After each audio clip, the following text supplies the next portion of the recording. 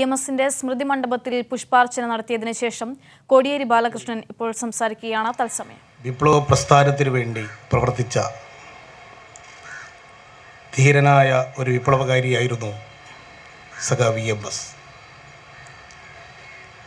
ആധുനിക കേരളം കെട്ടിപ്പടുക്കുന്നതിൽ നിർണായകമായ സംഭാവന ചെയ്ത നേതാക്കളിൽ ഒരാളാണ് EMS. കേരളത്തിലെ കമ്മ്യൂണിസ്റ്റ് പാർട്ടിയുടെ സ്ഥാപക നേതാക്കളിൽ ഒരാളാണ് സഖാവ് EMS. അവിഭക്ത കമ്മ്യൂണിസ്റ്റ് പാർട്ടിയുടെ ജനറൽ സെക്രട്ടറിയും പിന്നീട് CPIMൻ്റെ ജനറൽ സെക്രട്ടറിയായി 13 വർഷം സഖാവ് പ്രവർത്തിക്കുകയും ചെയ്തു. മുഖ്യമന്ത്രി എന്നുള്ള നിലയിലും പ്രതിപക്ഷ നേതാവ് എന്നുള്ള നിലയിലും പ്രവർത്തിച്ചുകൊണ്ട് കേരളത്തിലെ ഭരണരംഗം എങ്ങനെയായിരിക്കണം, നിയമസഭാ പ്രവർത്തനം എങ്ങനെയായിരിക്കണം, കമ്മ്യൂണിസ്റ്റുകാർ എങ്ങനെയാണ് ഭരണകൂടത്തെ ഉപയോഗിക്കേണ്ടത്, നിയമസഭയിൽ എങ്ങനെയാണ് കമ്മ്യൂണിസ്റ്റുകാർ ഇടപെടേണ്ടത്, അതിനെല്ലാം വ്യക്തമായ മാർഗദർശനം നൽകിയ നേതാവാണ് സഖാവ് EMS. വളരെ പിന്നോക്കം നിന്ന കേരളത്തിൻ്റെ സാമൂഹ്യ സ്ഥിതിയിൽ ജാതി ജമ്മി നാടുവാഴിത്ത മേധാവിത്വം നിലനിന്നൊരു കാലത്ത് അതിനെതിരായി പോരാടിക്കൊണ്ടാണ് EMS കോളേജ് വിദ്യാർത്ഥിയായിരുന്ന കാലത്ത് സ്വാതന്ത്ര്യ സമര പ്രസ്ഥാനത്തിൽ പങ്കെടുക്കാൻ സജീവമായി മുന്നിട്ടിറങ്ങിയത്. വളരെ ചെറിയ പ്രായത്തിൽ തന്നെ KPCCയുടെ സെക്രട്ടറിയായി സഖാവ് EMSനെ തിരഞ്ഞെടുത്തു. പിന്നീട് കോൺഗ്രസ് സോഷ്യലിസ്റ്റ് പാർട്ടിയുടെ അഖിലേന്ത്യാ ജോയിൻറ്റ് സെക്രട്ടറിയായി സഖാവ് EMS മാറി. അങ്ങനെ കേരളത്തെയും ഇന്ത്യയെയും നയിച്ച നേതാക്കളിൽ പ്രധാനിയാണ് സഖാവ് EMS എന്ന കാര്യം നാം ഈ സന്ദർഭത്തിൽ ഓർക്കുകയാണ്.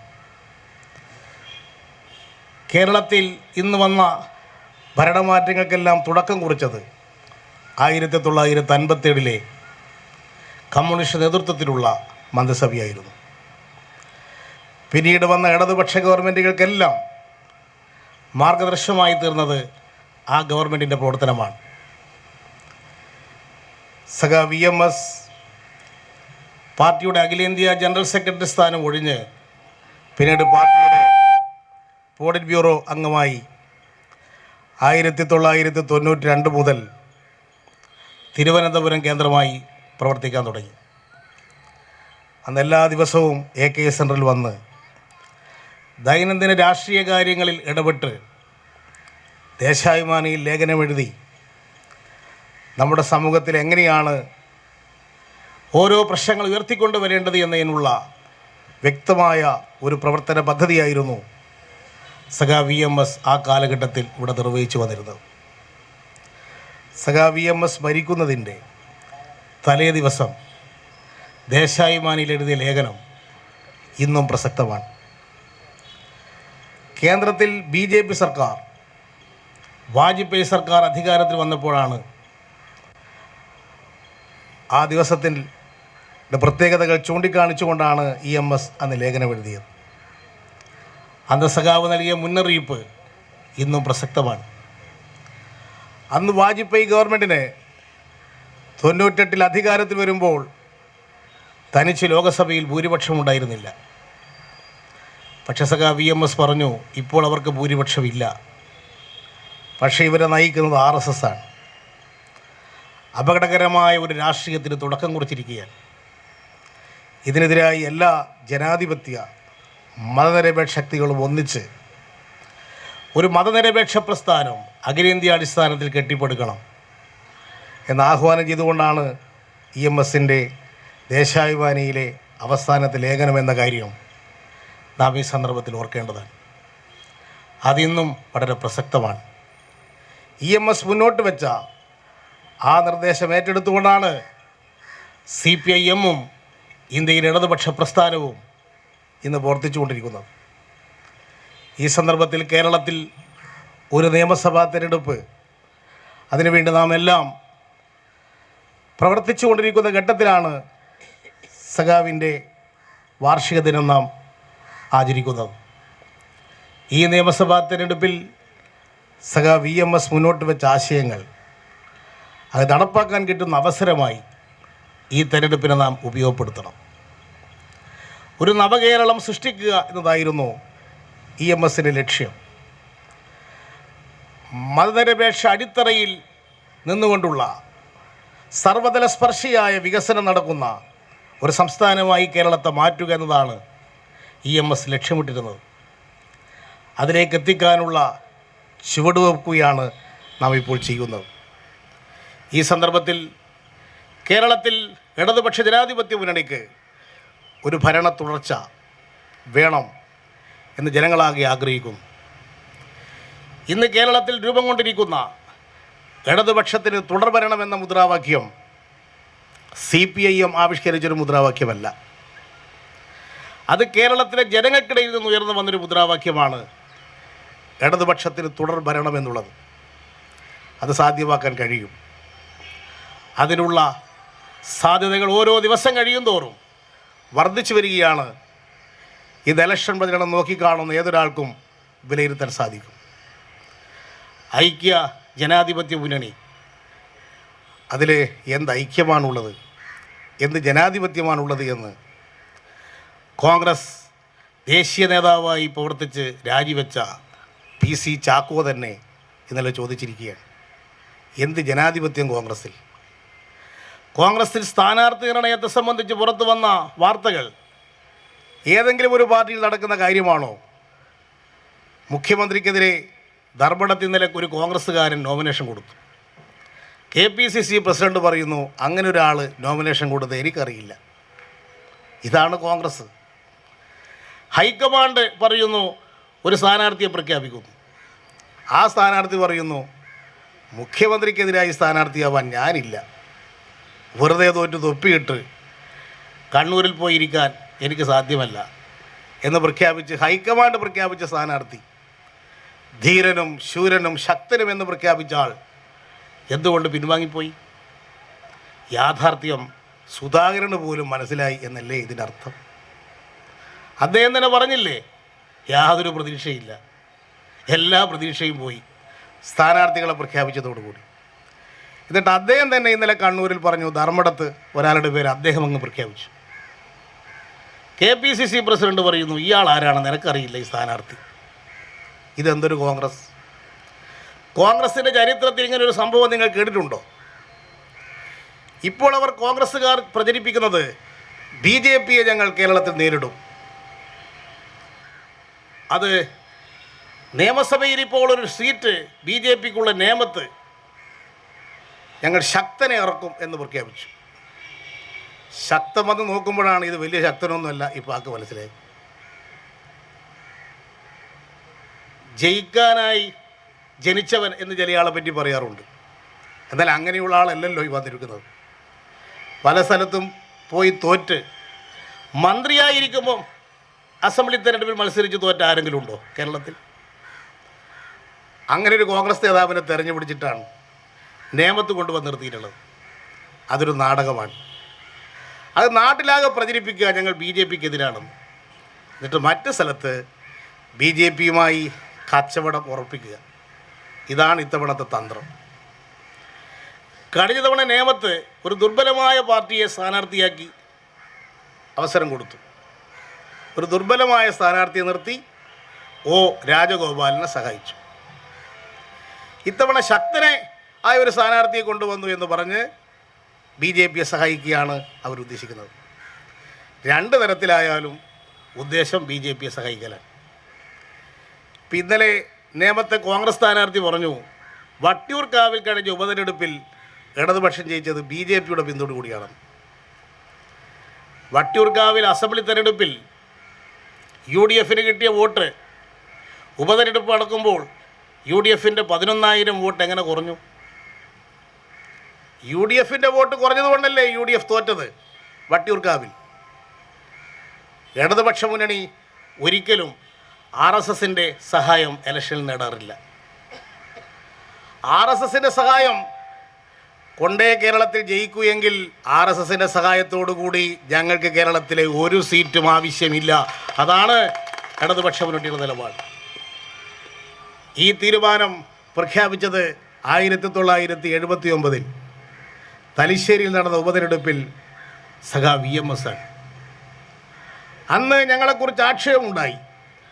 RSS ഇടതുപക്ഷത്തെ സഹായിക്കുന്നു. കാരണം അന്ന് ജനതാ പാർട്ടിക്കകത്ത് RSS ഉണ്ടായിരുന്നു. അത് വെച്ചുകൊണ്ട് ഞങ്ങൾക്കെതിരായിട്ടുള്ള വിമർശനം വന്നപ്പോൾ സഖാ VMS തലശ്ശേരിയിൽ വന്നുകൊണ്ട് പ്രഖ്യാപിച്ചു, RSSന്റെ വോട്ട് ഞങ്ങൾക്ക് വേണ്ട. അന്ന് ആ പ്രഖ്യാപനം കോളിളക്കമുണ്ടാക്കി. അന്ന് മുതൽ ഞങ്ങൾ സ്വീകരിച്ചു വരുന്ന നിലപാടാണ് ഈ കാര്യമെന്നത് ഇടതുപക്ഷത്തെക്കുറിച്ച് അറിയുന്ന എല്ലാവർക്കും അറിഞ്ഞുകൂടെ. RSSനെതിരായി ചോര കൊടുത്ത് ജീവൻ കൊടുത്ത് പോരാടുന്ന പ്രസ്ഥാനം കേരളത്തിൽ ഏതാണ്? 200-ൽ പരം CPM പ്രവർത്തകന്മാരെയാണ് RSSകാർ കേരളത്തിൽ കൊലപ്പെടുത്തിയത്. CPMന്റെ നിരവധി പ്രവർത്തകന്മാർ ഇന്ന് ജയിലുകളിൽ കഴിയുന്നു. RSSകാരുമായി ഏറ്റുമുട്ടിക്കൊണ്ട് പ്രവർത്തിക്കുന്ന പ്രസ്ഥാനം കേരളത്തിൽ CPM അല്ലേ? RSSന്റെ ദണ്ഡ കാണുമ്പോൾ, കാക്കി ട്രൗസർ ഇട്ടവരെ കാണുമ്പോൾ മുട്ട് ഡാഡാടി അടിക്കുന്ന കോൺഗ്രസ്സിന് എങ്ങനെ RSSനെ നേരിടാൻ സാധിക്കും? ഗുജറാത്തിൽ നിയമസഭയിൽ നിന്ന് രാജ്യസഭയിലേക്ക് ഇലക്ഷൻ നടന്നപ്പോൾ BJP സ്ഥാനാർത്ഥികൾക്കെതിരെ ഒരു സ്ഥാനാർത്ഥിയെ പോലും നിർത്താത്ത കോൺഗ്രസ് എങ്ങനെയാണ് BJPക്കെതിരെ ഞങ്ങൾ പൊരുതുമെന്ന് പറഞ്ഞാൽ ഇവിടെ ആര് വിശ്വസിക്കാനാണ്? അധികാരം കിട്ടിയ സംസ്ഥാനത്തൊക്കെ കോൺഗ്രസ്സുകാർ BJP ആയതുകൊണ്ടല്ലേ BJPക്ക് മധ്യപ്രദേശിലും കർണാടകത്തിലും ഗോവയിലും മണിപ്പൂരിലും അരുണാചൽ പ്രദേശിലും ഭരണത്തിൽ വരാൻ സാധിച്ചത്? ഏറ്റവും ഒടുവിൽ പുതുശ്ശേരിയിൽ കോൺഗ്രസ് ഭരണം എങ്ങനെ തകർന്നു? ഇടതുപക്ഷമാണോ തകർത്തത്? BJPയിലേക്ക് കോൺഗ്രസ്സുകാർ പോയതുകൊണ്ടല്ലേ തകർന്നത്? ഇപ്പം കോൺഗ്രസ്സുകാർ പറയുന്നു, ഞങ്ങളെ നിങ്ങൾ തോൽപ്പിച്ചാൽ ഞങ്ങൾ BJPയിലേക്ക് പോകും. തോൽപ്പിച്ചാൽ BJP ആവും. ജയിച്ചാലോ? ജയിച്ചാൽ പൈസ വാങ്ങിയിട്ട് പോകും. ജയിച്ചാൽ കൂടുതൽ പൈസ, ലക്ഷങ്ങൾ, കോടികൾ വാങ്ങിയിട്ട് BJPയിലേക്ക് പോകാം. അതുകൊണ്ടാണല്ലോ BJPയുടെ സംസ്ഥാന പ്രസിഡന്റ് പറഞ്ഞല്ലോ, ഒരു 35 സീറ്റ് ഞങ്ങൾക്ക് കിട്ടിയാൽ മതി, കേരളത്തിൽ ഞങ്ങൾ ഭരിക്കും. ഇതെന്താണ് ഇതിൻ്റെ അർത്ഥം?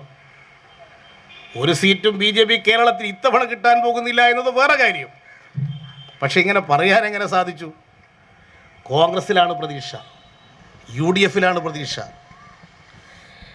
UDFിനെ നിങ്ങൾ ജയിപ്പിച്ചു വിട്ടാൽ ഞങ്ങൾ കേരളത്തിൽ BJP ഭരണം ഉണ്ടാക്കിക്കൊള്ളാം എന്നല്ലേ ഇതിൻ്റെ അർത്ഥം? അതിനാണ് PC തോമസിനെ ഇപ്പോൾ BJP മുന്നണിയിൽ നിന്ന് PJ ജോസഫിൻ്റെ പാർട്ടിയിലേക്ക് വിട്ടിരിക്കുകയാണ്. PJ ജോസഫിൻ്റെ പാർട്ടി PC തോമസിൻ്റെ പാർട്ടിയിൽ ലയിച്ചു. കടല് നദിയിലേക്ക് ലയിച്ചു എന്ന് പറഞ്ഞ് നിങ്ങൾ കേട്ടിട്ടുണ്ടോ? കടലും ഈ നദിയായിട്ടൊന്നും ബന്ധമൊന്നുമില്ലെങ്കിലും PJ ജോസഫിൻ്റെ പാർട്ടി PC തോമസിൻ്റെ പാർട്ടിയിൽ ലയിച്ചു എന്ന് പറഞ്ഞാൽ PC തോമസിൻ്റെ പാർട്ടിക്കുള്ള ശക്തി എത്രയാണ്? PJ ജോസഫിന് PC തോമസിനേക്കാൾ ശക്തിയില്ലേ? ഇപ്പോൾ സാധാരണഗതിയിൽ PC തോമസ് PJ ജോസഫിൻ്റെ പാർട്ടിയിലല്ലേ ലയിക്കേണ്ടത്? ഇത് RSSൻ്റെ ഒരു തന്ത്രമാണ്. ഇതൊരു ധൃതരാഷ്ട്രാലിംഗനമാണ്. ഇപ്പോൾ PJ ജോസഫിനെ അടുത്തേക്ക് PC തോമസിനെ വിട്ട് PJ ജോസഫിൻ്റെ പാർട്ടിയെ NDAവിൽ എത്തിക്കാനുള്ള തന്ത്രമാണ് RSS ഇപ്പോൾ പ്രയോഗിച്ചിട്ടുള്ളത്. അതിന് ആസൂത്രണം ചെയ്ത ഒരു തിരക്കഥയാണ്. ആ ലേല സമ്മേളനത്തിൽ പങ്കെടുത്ത ആരും തന്നെ BJPയെ വിമർശിച്ചില്ല, കേന്ദ്രഭരണത്തെ വിമർശിച്ചില്ല. ഇതിൻ്റെ ഉദ്ദേശം വ്യക്തമല്ലേ? യഥാർത്ഥത്തിൽ PJ ജോസഫിനും PJ ജോസഫിൻ്റെ പാർട്ടിക്കാരനായിട്ടുള്ള മോൻസ് ജോസഫിനും ആ പാർട്ടിയിൽ ഇങ്ങനെ ചേർന്നതോടുകൂടി അവരുടെ നിയമസഭാംഗത്വം നഷ്ടപ്പെട്ടില്ലേ? കൂറുമാറ്റം അവർക്ക് ബാധകമല്ലേ? നിയമസഭാ സ്പീക്കർ വിചാരിച്ചാൽ ആ രണ്ടുപേരുടെ നിയമസഭാംഗത്വം റദ്ദാക്കി കൂറുമാറ്റ നിരോധന പ്രകാരം നടപടിയെടുക്കാൻ സാധിക്കുന്ന കുറ്റമാണ് അവരിപ്പോൾ ചെയ്തിരിക്കുന്നത്. ഇത് നിയമപരമായി പരിശോധിക്കേണ്ടുന്നൊരു കാര്യമാണ്. സുപ്രീം കോടതി വിധി അനുസരിച്ച് ഈ രണ്ടുപേരുടെയും നിയമസഭാംഗത്വം നഷ്ടപ്പെടും. അവർ നോമിനേഷൻ കൊടുക്കുന്നതിന് മുമ്പ് MLA സ്ഥാനം രാജിവെച്ച് മത്സരിക്കുന്നില്ലെങ്കിൽ നിയമപരമായിട്ട് അതിന് സാങ്കത്യമില്ലാതാവും. അപ്പോൾ ഇപ്പോൾ എടുത്തിരിക്കുന്ന തീരുമാനങ്ങളെല്ലാം ആസൂത്രിതമാണെന്നുള്ള കാര്യത്തിൽ യാതൊരു സംശയവും ഇല്ല എന്നതാണ് ഇത് വ്യക്തമാക്കുന്നത്. കേരള രാഷ്ട്രീയത്തിൽ ഇടപെടാൻ തക്കം വാർത്തിരിക്കുന്ന BJP RSS പല തന്ത്രങ്ങളും പ്രയോഗിക്കുകയാണ്. കേരളത്തിൽ അവർ ന്യൂനപക്ഷങ്ങളെ സ്വാധീനിക്കണമെന്ന് തീരുമാനിച്ച് കേന്ദ്രമന്ത്രിമാർ കേരളത്തിൽ വന്ന എല്ലാ ക്രൈസ്തവ മതപുരോഹിതന്മാരെയും സന്ദർശിച്ച് ബിഷപ്പുമാരുമായി ചർച്ച നടത്തി. അവരെ BJP ആക്കാൻ, BJPയുമായി സഹകരിപ്പിക്കാൻ. അത് വിജയിക്കുന്നില്ല എന്ന് കണ്ടപ്പോഴാണ് PJ ജോസഫ് വഴി കടന്നു കയറാനുള്ളൊരു തന്ത്രം അവരിപ്പോൾ പ്രയോഗിച്ചിരിക്കുന്നത്. ഇപ്പോൾ BJPയും UDFും തമ്മിലുള്ള ബന്ധം മറനീക്കി പുറത്തു വരികയാണ്. ഈ ബന്ധം ഓരോ ദിവസം കഴിയും തോറും പുതിയ പുതിയ രൂപത്തിലാണ് പുറത്തു വന്നുകൊണ്ടിരിക്കുന്നത്.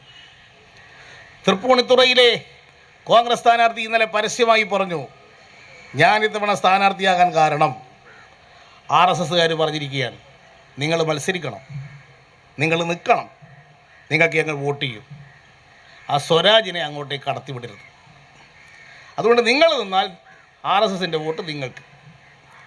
കഴിഞ്ഞ തവണ ഞങ്ങളുടെ വോട്ടെല്ലാം BJPക്ക് ചെയ്തതുകൊണ്ട് സ്വരാജ് ജയിച്ചു, അതുകൊണ്ട് ഇത്തവണ ഞങ്ങൾ നിങ്ങൾക്ക് വോട്ട് ചെയ്യാം, നിങ്ങൾ വരൂ സ്ഥാനാർത്ഥിയായി. തൃപ്പൂണിത്തുറയിലെ സ്ഥാനാർത്ഥിയത്തിനെ തീരുമാനിച്ചത് RSS ആണ്. നേരത്തെ ഇവിടെ സ്ഥാനാർത്ഥിയായിട്ട് വേറൊരു കോൺഗ്രസ്സുകാരനെ കണ്ടപ്പോൾ അത് മാറ്റി K ബാബു തൃപ്പൂണിത്തുറയിൽ സ്ഥാനാർത്ഥിയായത് RSSൻ്റെ നിർദ്ദേശപ്രകാരമല്ലേ? ഇങ്ങനെ കേരളത്തിൽ ഒരു അവിശുദ്ധ കൂട്ടുകെട്ട് രൂപപ്പെടുകയാണ്. ഇതിലൊരു കാലത്തും മടിയില്ലാത്തവരാണ് ഈ കോൺഗ്രസ് നേതൃത്വം. 1991 പ്രസിദ്ധമായ കോലീബി സഖ്യമുണ്ടായത്. അന്നാണ് വടകര പാർലമെൻറ്റിൽ KP ഉണ്ണികൃഷ്ണനെതിരെ രത്നസിംഗ് തെങ്ങടയാളം ആയിട്ട് വന്നു. മാധവൻകുട്ടി ബേപ്പൂരിൽ TK ഹംസയ്ക്കെതിരെ ഒരു തോണി അടയാളമായിട്ട് വന്നു. ഇവരെല്ലാ സ്ഥലത്ത് ഈ രണ്ട് സ്ഥലത്തും പരസ്യമായി പ്രചാരബല ചെയ്തില്ലേ? ബേപ്പൂരിൽ പോയി അന്നത്തെ ശിഹാബ് തങ്ങൾ പറഞ്ഞു, മാധവൻകുട്ടി ഞങ്ങളുടെ സ്വന്തം കുട്ടിയാണ്, വോട്ട് ചെയ്യണം. പക്ഷേ ഒറ്റ കുട്ടിയും വോട്ട് ചെയ്തില്ല, ഹംസ ജയിച്ചു. വടകരയിലവർ പരസ്യമായി പ്രചാരബല ചെയ്തു.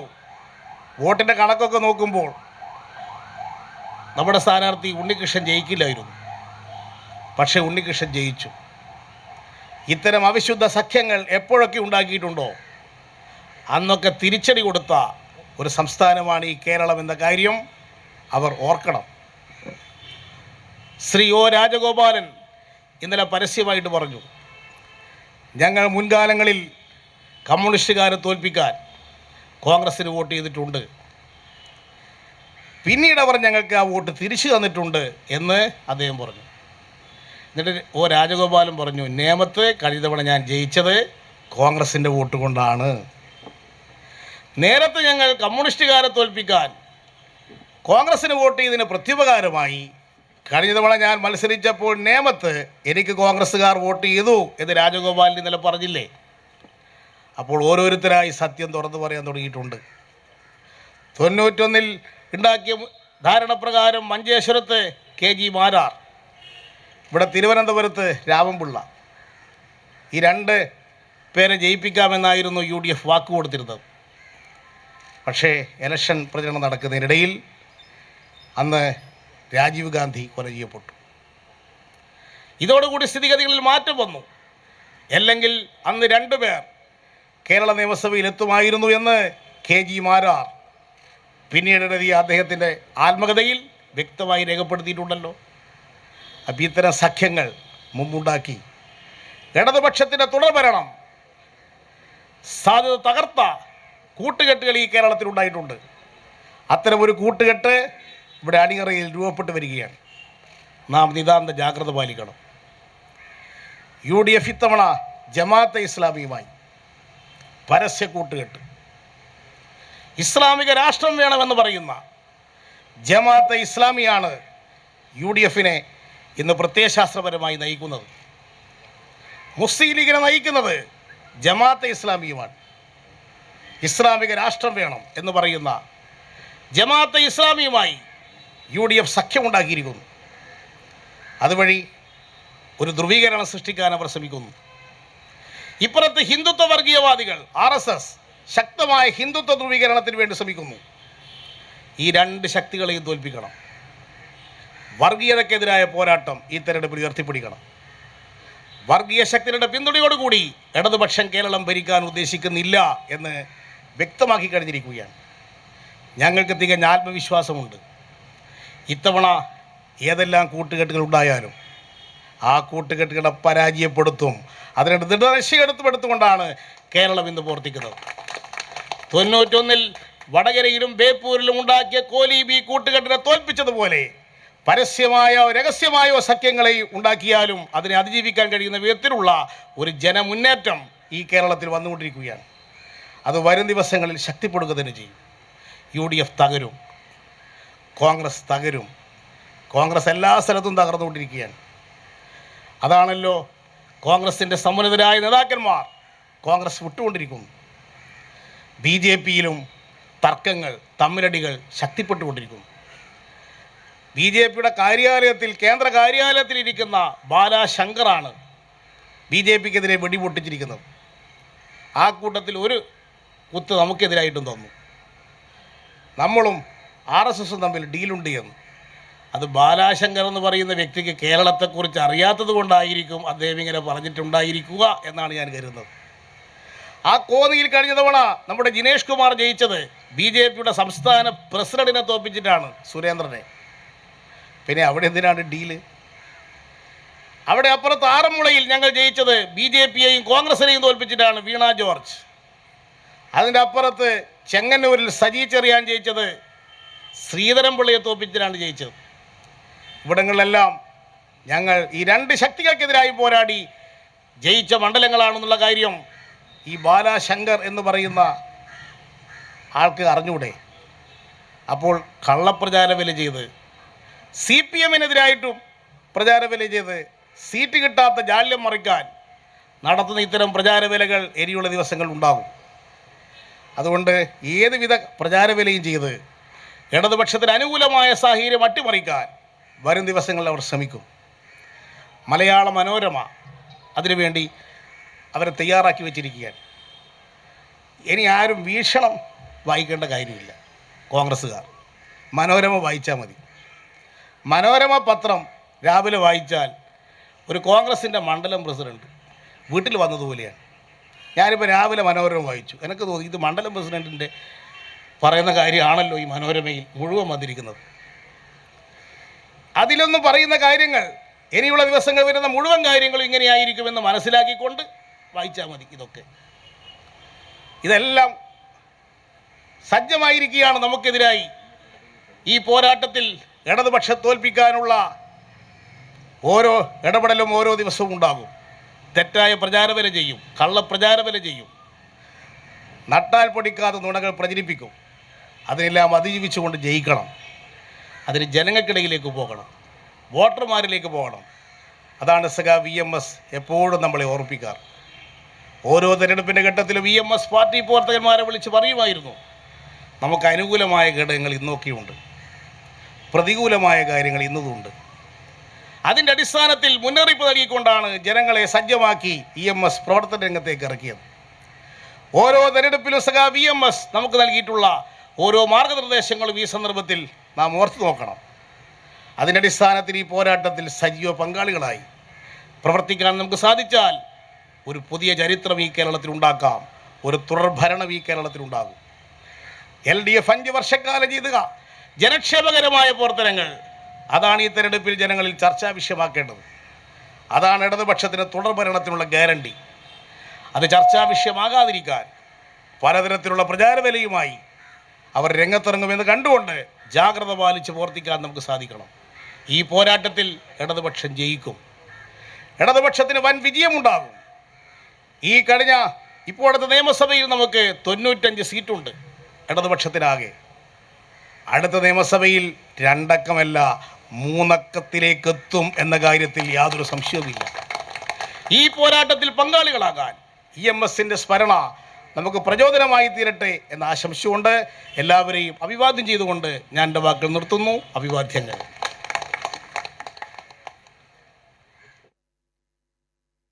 കേരളത്തിന്റെ ആദ്യ മുഖ്യമന്ത്രി, കേരളത്തിലെ കമ്മ്യൂണിസ്റ്റ് പ്രസ്ഥാനത്തിന്റെ താത്വികാചാര്യനായ EMS നമ്പൂതിരിപ്പാടിന്റെ ഓർമ്മയിൽ അനുസ്മരിച്ചുകൊണ്ട് സംസാരിക്കുകയായിരുന്നു കോടിയേരി ബാലകൃഷ്ണൻ.